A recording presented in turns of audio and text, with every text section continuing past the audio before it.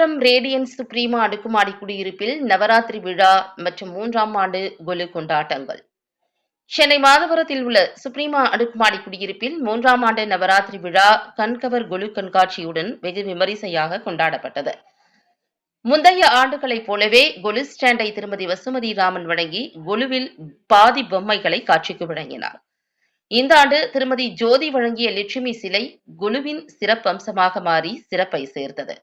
திருமதி ஜனனி அசோக், திருமதி சத்யவேணி, திருமதி லட்சுமி மற்றும் திருமதி பிரமீளா வெங்கட் ஆகியோரால் அம்மாவை ஒவ்வொரு நாளும் தனித்துவமான அலங்காரங்களால் அலங்கரித்தனர்.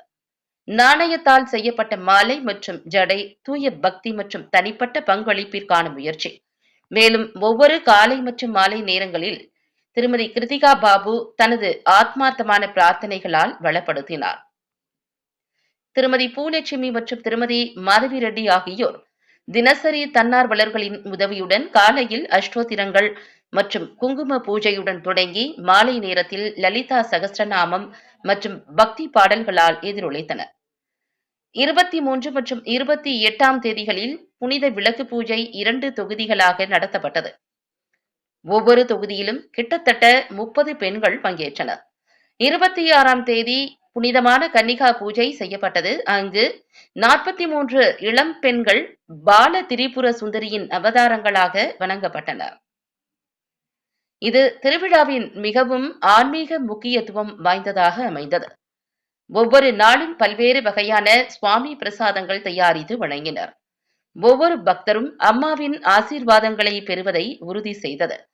இந்த தனித்துவமான பாரம்பரியமே சுப்ரீமாவின் கொண்டாட்டங்களை மிகவும் சிறப்பானதாக்குகிறது.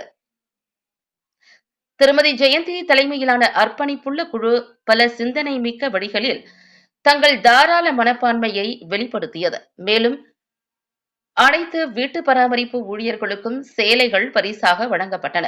பாதுகாப்பு பணியாளர்களுக்கு சிறப்பு செய்யப்பட்டது. கூடுதலாக குடியிருப்பாளர்களிடையே 100 மரக்கன்றுகள் விநியோகிக்கப்பட்டன. இது பக்தியுடன் சுற்றுச்சூழல் அக்கறையையும் கலக்கும் ஒரு அர்த்தமுள்ள முயற்சி. தினமும் காலையில் அனைத்து பாதுகாப்பு பணியாளர்கள் மற்றும் வீட்டு பராமரிப்பு ஊழியர்களுக்கும் பிரசாதம் விநியோகிக்கப்பட்டது. 10வது நாளில் வண்ணமயமான கலாச்சார நிகழ்ச்சி நடைபெற்றது. இதில் குழந்தைகளின் ரேம்ப் வாக், தனி மற்றும் குழு நடன நிகழ்ச்சிகள், மெல்லிசை பாடல்கள் மற்றும் பக்தி பாடல்கள் இடம்பெற்றன. இதில் எப்போதும் ஊக்கமளிக்கும் கிருத்திகா பாபு தலைமையில் திருமதி ஜனனி மற்றும் திருமதி ஐஸ்வர்யா சுஜனா ஆகியோரின் ஆதரவுடன் அனைத்து கலைஞர்களுக்கும் பரிசுகள் வழங்கப்பட்டன. மேலும் ஒவ்வொரு ஸ்பான்சர், தன்னார்வலர் மற்றும் பங்களிப்பாளருக்கும் நன்றி உணர்வின் அடையாளமாக நினைவு பரிசு வழங்கப்பட்டது. கிட்டத்தட்ட 400க்கும் மேற்பட்ட பக்தர்களுக்கு மகா பிரசாதம் வழங்கப்பட்டது. இது ஒற்றுமை மற்றும் நிறைவை உருவாக்கியது. திருமதி ஜோதி, திருமதி மோகனா, திருமதி சத்யவேணி, திருமதி ஜனனி மற்றும் திருமதி மல்லேஸ்வரி மூர்த்தி ஆகியோர் நிகழ்ச்சிகளை சிறப்பாக ஒருங்கிணைத்திருந்தனர்.